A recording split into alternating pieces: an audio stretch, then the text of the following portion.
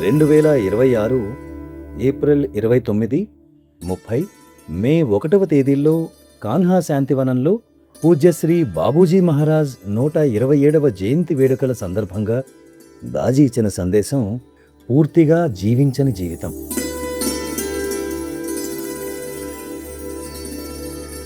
ఉపశీర్షిక: భయం విడిచిపెట్టిన దాన్ని విశ్వాసం ఎలా ముందుకు తీసుకెళ్తుంది? ప్రియమిత్రులారా, బసంత్ 2026 సమయంలో విడుదలైన భండారా సందేశాల శ్రేణిలో మన పరిణామాన్ని అడ్డగించే 6 అడ్డంకులను అన్వేషించాము. కోరిక, ఆకాంక్ష అనేవి హృదయాన్ని వ్యతిరేక దిశల్లో లాగితే ఏం జరుగుతుందో, శక్తి తన కదలికకు గల కారణాన్ని కోల్పోయినప్పుడు ఏం జరుగుతుందో, మనకు అనుభవం కలిగినా దాన్ని విశ్వసించినప్పుడు ఏమి జరుగుతుందో, ఏదైనా సాధించబడిన స్థితి అస్తిత్వ గుర్తింపుగా స్థిరపడినప్పుడు ఏమి జరుగుతుందో, మన స్వంత జీవితం కాకుండా వేరొకరి జీవితం వైపు మన దృష్టి మళ్ళినప్పుడు ఏమి జరుగుతుందో, మనసు తన వారసత్వపు అభిప్రాయాల చట్రంలో చిక్కుకొని రంగుటద్దంలో చూస్తూ దాన్ని తన స్పష్టమైన దృష్టిగా పొరపాటు పడినప్పుడు ఏం జరుగుతుందో చూశాము. ఇప్పుడు మనం మిగిలిన వాటన్నింటి లోపల దాగి ఉన్న వీటన్నింటికంటే లోతైన అడ్డంకి వద్దకు వచ్చాం.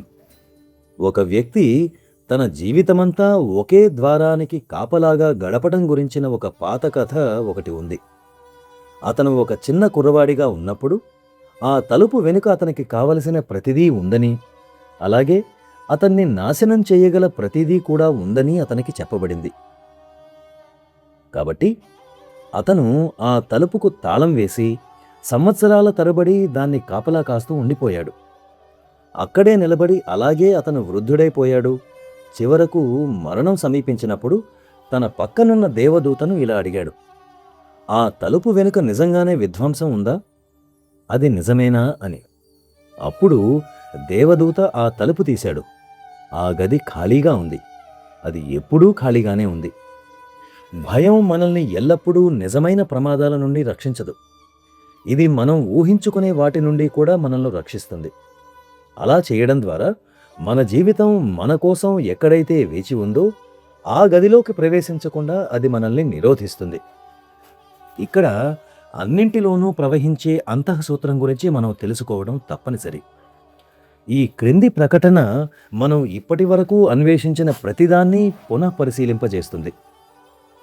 భయం అనేది 7వ విషం కాదు, మొట్టమొదటిది అదే. రకరకాల వేషాలు వేస్తూ, రకరకాల పేర్లతో వ్యవహరిస్తూ మొదటి నుండి అది అక్కడే ఉంది. మనం మరోసారి విభజించబడిన హృదయాన్ని గమనిద్దాం. ఉన్నత తోడేలు పోషించదగినదని స్పష్టంగా తెలిసినప్పటికీ అన్వేషకుడు ఇంకా ఎందుకు నిమ్న తోడేలును పోషిస్తూ ఉంటాడు? ఎందుకంటే ఉన్నత తోడేలను ఎంచుకోవడం అంటే తనకు అలవాటైన దాన్ని వదులుకొని ఫలితం ఎలా ఉంటుందో తెలియని కొత్త ప్రదేశంలోకి అడుగు పెట్టడం లాంటిది. విభజించబడిన హృదయం నిజానికి కోరిక వల్ల విభజించబడలేదు. అది జరిగింది భయం వల్ల. ఒక వైపును ఎంచుకుంటే ఏమవుతుందో, ఏది కోల్పోవాల్సి వస్తుందో అనే భయం. ఒక్కసారి వంతెన దాటితే మళ్ళీ వెనక్కి రాలేమేమో అన్న భయం. మనం మరోసారి నిద్రాణంగా ఉన్న జ్వాలను, లక్ష్యాన్ని మేల్కొల్పడంలో చూద్దాం. అన్ని నైపుణ్యాలు, అన్ని అవకాశాలు, అన్ని ప్రణాళికలు ఉన్న ఒక స్త్రీ ఏమీ చేయకుండా పడకపై అలాగే ఎందుకు ఉండిపోయింది?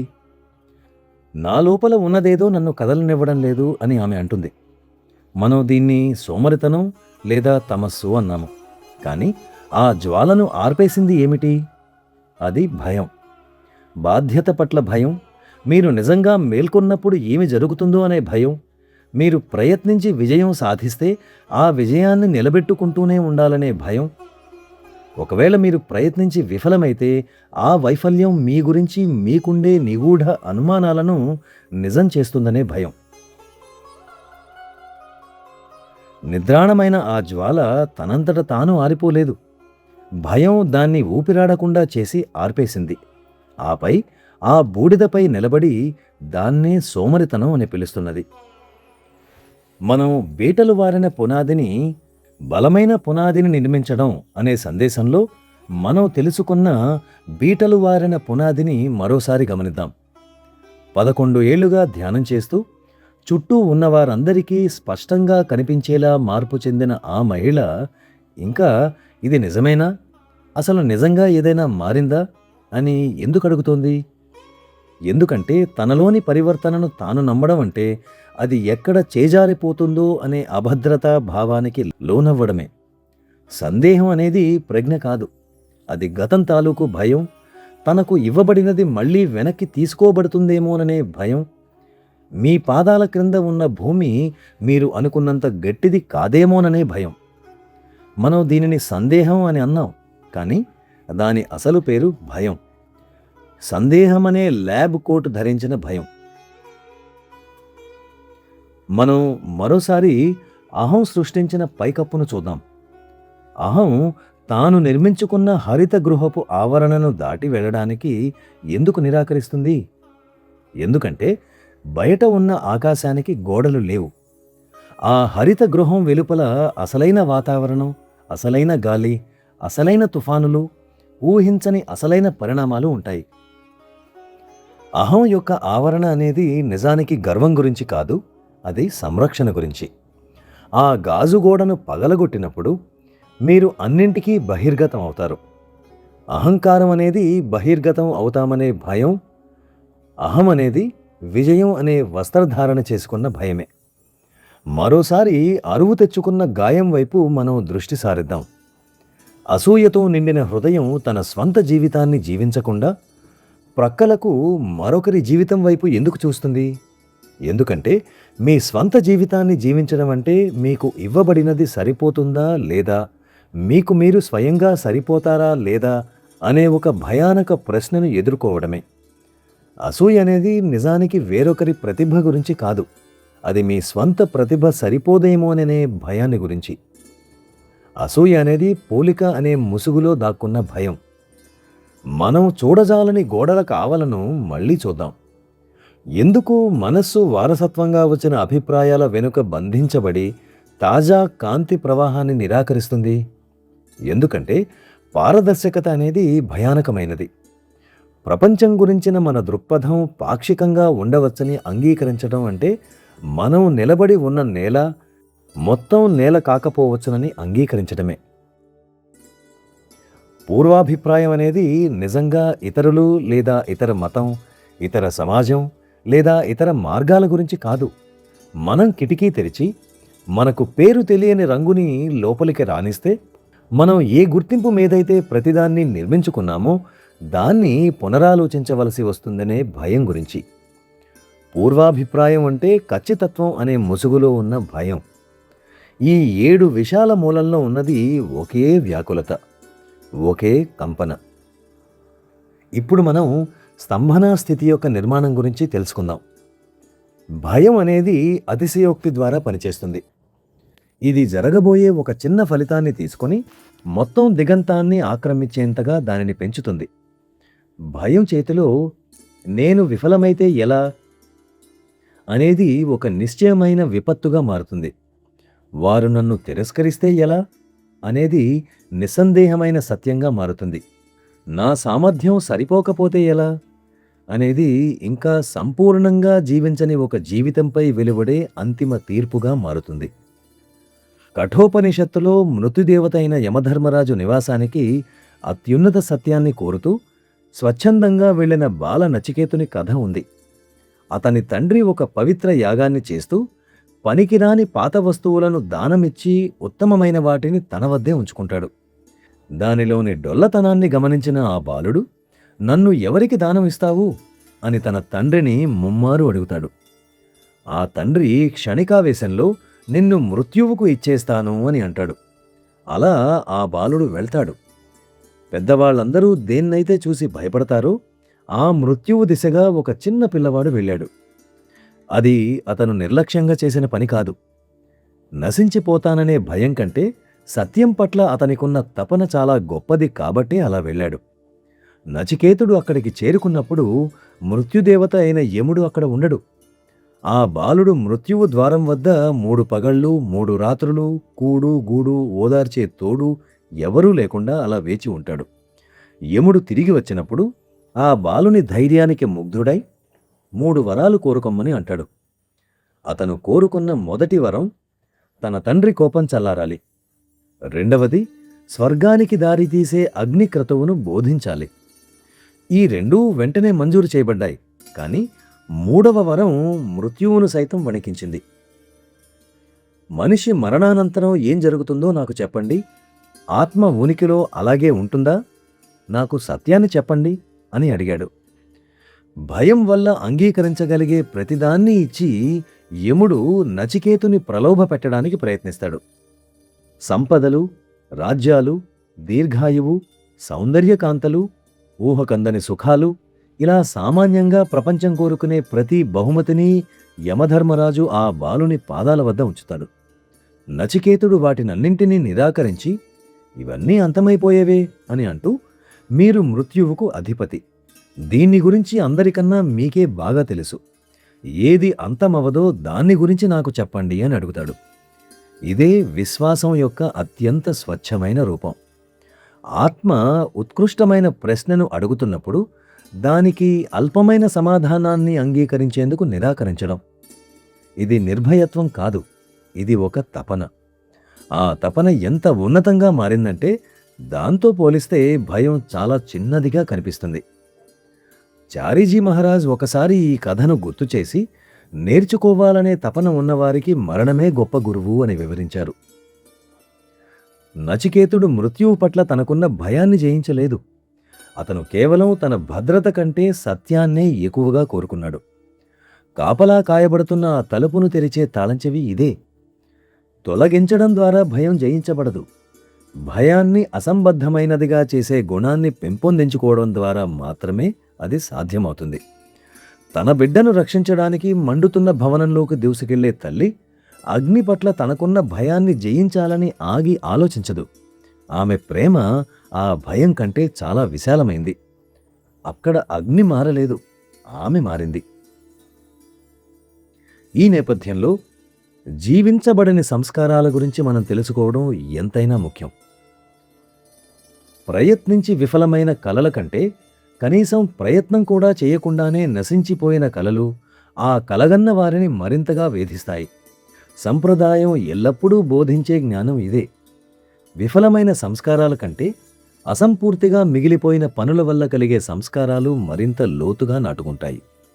ఒక పని పూర్తయినప్పుడు చివరకు అది దుఃఖంతో ముగిసినప్పటికీ దానిలో ఒక సమగ్రత ఉంటుంది, అది శాంతిని తీసుకొస్తుంది.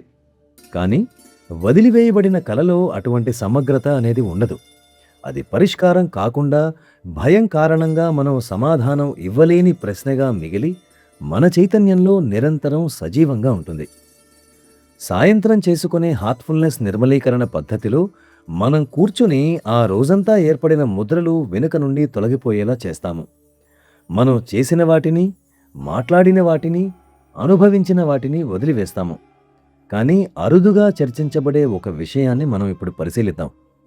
అదేంటంటే, మనం చేయని పనులు, మనం వదిలి తప్పించుకున్న సంభాషణ, మనం చెప్పని నిజం, మనం వేయని అడుగు, మనం వ్యక్తం చేయని ప్రేమ కూడా ముద్రలను సృష్టిస్తాయి. చర్యల ద్వారా ఏర్పడిన ముద్రల కంటే ఈ ముద్రలను నిర్మూలించడం కష్టం కావచ్చు. ఎందుకంటే ఇవి జరిగిన సంఘటనలు కావు, అవి జరగనివి, అవి నీడల వంటివి. మరి నీడను మీరెలా తుడిచేయగలరు? భయం ఏదైనా పనిని అడ్డుకున్న ప్రతిసారి జరగని ఆ పని అసంపూర్ణమైన ఒక సంస్కారాన్ని నిక్షిప్తం చేస్తుంది. నెలలు, సంవత్సరాలు, దశాబ్దాలు గడిచే కొద్దీ ఈ నిక్షేపాలు పేరుకుపోయి ఒక రకమైన భారాన్ని కలిగిస్తాయి. అవి తమస్సును సృష్టిస్తాయి. చూడ్డానికది బద్ధకంలా అనిపిస్తుంది, కానీ నిజానికి అదొక వేదన. జీవించే అవకాశం ఉండి కూడా జీవించలేకపోయిన జీవితం పట్ల కలిగే వేదన. మరొకసారి, జీవించే అవకాశం ఉండి కూడా జీవించలేకపోయిన జీవితం పట్ల కలిగే వేదన. భయం వల్ల మీరు ఏదైనా ఒక పని చేయకుండా తప్పించుకున్న ప్రతిసారి ఆ తప్పించుకోవడం అనేది ఇంకొంచెం సులభం అవుతుంది. మీ ధైర్యం కొంత బలహీనపడుతుంది. వేయని ప్రతి అడుగుతో జీవించని జీవితపు భారం పెరుగుతుంది. ఆ భారమే చివరకు తర్వాతి అడుగు వేయడం అసాధ్యం అనేలా చేస్తుంది.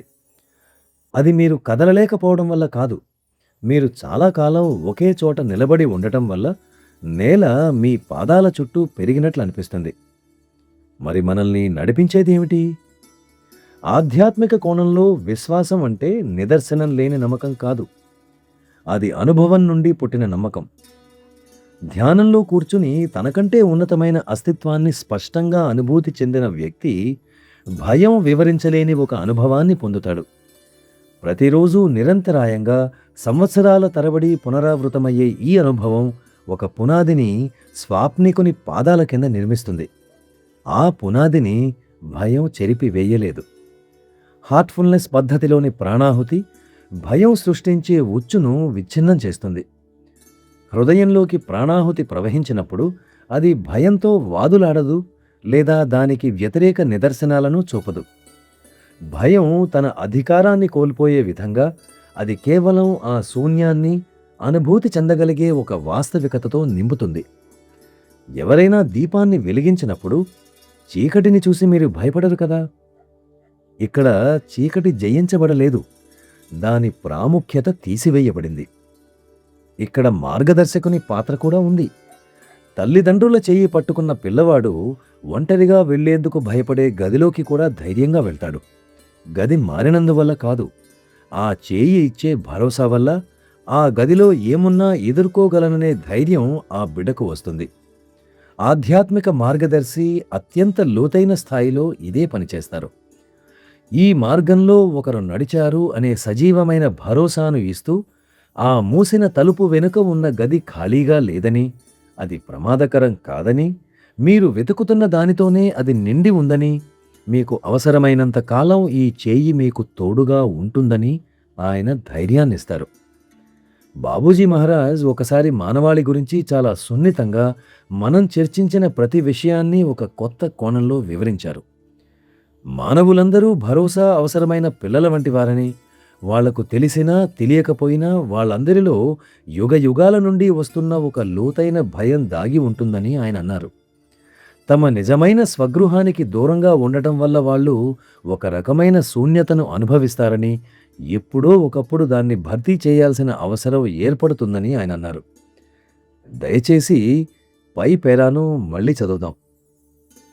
మానవులందరూ భరోసా అవసరమైన పిల్లల వంటివారని, వాళ్లకు తెలిసినా తెలియకపోయినా వాళ్ళందరిలో యుగయుగాల నుండి వస్తున్న ఒక లోతైన భయం దాగి ఉంటుందని ఆయన అన్నారు. తమ నిజమైన స్వగృహానికి దూరంగా ఉండటం వల్ల వాళ్ళు ఒక రకమైన శూన్యతను అనుభవిస్తారని, ఎప్పుడో ఒకప్పుడు దాన్ని భర్తీ చేయవలసిన అవసరం ఏర్పడుతుందని ఆయన అన్నారు. బాబూజీ దృష్టిలో భయం అనేది ఒక వ్యక్తిత్వ లోపమూ కాదు, లేదా సిగ్గుపడవలసిన ఒక బలహీనత కాదు. అది తన మూలానికి దూరంగా తిరుగుతున్న ఆత్మ యొక్క అస్తిత్వానికి సంబంధించిన స్థితి. మీరు అనుభవిస్తున్న భయం అనేది పిరికితనం కాదు, అది స్వగృహం మీద మీకున్న బెంగ. ఆ మూసి ఉన్న తలుపు వెనుక మీరు కాపాడుతున్న కల కేవలం కాల్పనికమైనది కాదు, మీరు ఎక్కడి నుండి వచ్చారో గుర్తు చేస్తూ మిమ్మల్ని మీ ఇంటికి రమ్మని పిలుస్తున్న ఒక జ్ఞాపకం. అది నశించేందుకు నిరాకరించే కల. దీని గురించి మనం ఇప్పుడు తెలుసుకుందామా? భయం మీకు తెలియకూడదని కోరుకునే విషయం ఏమై ఉంటుంది? తాను నశింపచేశాను అని అది అనుకున్న ఆ స్వప్నం ఇంకా సజీవంగానే ఉంది.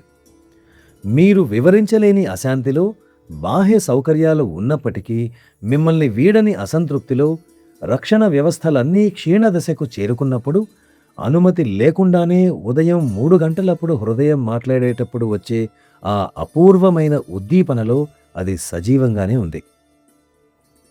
అదే ఆ స్వప్నం తనను బయటకు రానివ్వమని లోపలి నుండి తలుపు తడుతోంది. భయం అత్యంత అసూయతో కాపాడుకునే రహస్యం ఏమిటి? మీరు మొత్తం దూరాన్ని జయించాల్సిన అవసరం లేదు, మీరు కేవలం మొదటి అడుగు వేస్తే చాలు. దూరం అనంతము అని భయం అంటుంది. కేవలం ఈ ఒక్క అడుగు, కేవలం ఈ ఒక్క శ్వాస, కేవలం ఈ ఉదయపు ధ్యానం అని విశ్వాసం ఉంటుంది. ప్రతి ఆధ్యాత్మిక సంప్రదాయం ఇదే కథను చెబుతుంది. భయం మిమ్మల్ని అనుమతించే దానికంటే మీరు ఎంతో ఉన్నతమైన దానికోసం సృష్టించబడ్డారు. ఆత్మ యొక్క సామర్థ్యం అనంతమైనది. ఆ పంజరం మీరు స్వయంగా నిర్మించుకున్నదే. మీ జీవితాంతం మీరు కాపలా కాస్తున్న ఆ తలుపు బయట నుండి ఎప్పుడూ తాళం వేయబడి లేదు. అది లోపలి నుండి తాళం వేయబడి ఉంది. సంపూర్ణ వృత్తం యొక్క ప్రాముఖ్యతను మనం తెలుసుకుందాం. మనం ఈ సందేశాల శ్రేణిని ఫిబ్రవరిలో తాను కోరుతున్న దానికి, సరైనదని తనకు తెలిసిన దానికి మధ్య విభజించబడిన హృదయంతో ప్రారంభించాము. తన లక్ష్యాన్ని మరచిన జ్వాల ద్వారా, తనను తాను నమ్మలేని పునాది ద్వారా, ఆకాశాన్ని అందుకోవలసిన విజయాలే పైకప్పుగా మారిన స్థితి ద్వారా, వేరొకరి జీవితం నుండి అరువు తెచ్చుకున్న గాయాన్ని మనదిగా భావించడం ద్వారా, రంగుటద్దాల గోడలకు రంగులున్నాయనే విషయాన్ని మనం మరచిపోవడం ద్వారా మనం ప్రయాణించాం. ఇప్పుడు వీటన్నింటినీ కలిపే ఆ అంతఃసూత్రాన్ని మనం కనుగొన్నాం. అది భయం. ఎంచుకోవడానికి భయపడతాం కాబట్టి కోరిక మనల్ని విభజిస్తుంది. మేల్కొనడానికి భయపడతాం కాబట్టి జడత్వం మనల్ని నిలిపివేస్తుంది. నమ్మడానికి భయపడతాం కాబట్టి సందేహం మనల్ని క్షీణింపజేస్తుంది. తెరచి ఉన్న ఆకాశం అంటే భయం వల్ల గర్వం మనల్ని బంధిస్తుంది. మన స్వంత అపరిపూర్ణత పట్ల ఉన్న భయం వల్ల అసూయ మనల్ని బలహీనపరుస్తుంది. నిర్మలమైన కాంతి దేనిని బహిరంగపరుస్తుందోనన్న భయం వల్ల పూర్వాభిప్రాయం అనేది కిటికీలను మూసివేస్తుంది. చివరిగా ఈ ఆరింటికి మూల కారణమైన భయం లోపలి నుండి తలుపుకు తాళం వేస్తుంది. ఎందుకంటే ఆ తలుపు వెనుక ఉన్నది విధ్వంసం కాదని, అదే మనం జీవించాల్సిన అసలైన జీవితమని మనం మరచిపోయాం కాబట్టి. ఆ తాళం చెవి ఒకే ఒక చిన్నపాటి చర్యతో తిరుగుతుంది. భయాన్నంతా ఒకేసారి జయించాలనే పెద్ద చర్య అవసరం లేదు. చేయవద్దు అని భయం నీకు చెప్పిన ఆ పనిని ఆ రోజు చేసేందుకు నువ్వు వేసే తిరుగులేని ఒక చిన్న అడుగు చాలు. ధ్యానం వల్ల ప్రయోజనం లేదని భయం అన్నప్పుడు ధ్యానంలో కూర్చోండి. నిజం చెప్పడం ప్రమాదకరమని భయం అన్నప్పుడు నిజం మాట్లాడండి. ప్రేమిస్తే బాధపడతావని భయం అన్నప్పుడు పరిపూర్ణంగా ప్రేమించండి. మీరు పడిపోతారు అని భయం అన్నప్పుడు ధైర్యంగా అడుగు ముందుకు వేయండి. హిమ్మతే మర్దా, మదదే ఖుదా. మీరు ధైర్యంగా ఒక్క అడుగు వేస్తే మిగిలిన దూరాన్ని దైవం పూర్తి చేస్తుంది. భయం ఏమవుతుందో అంటుంది. విశ్వాసం ఏమైనా కానీ అంటుంది. మీకోసం ఎదురు చూస్తున్న జీవితాన్ని జీవించడానికి. ప్రేమతో, ప్రార్థనలతో, కమలేష్.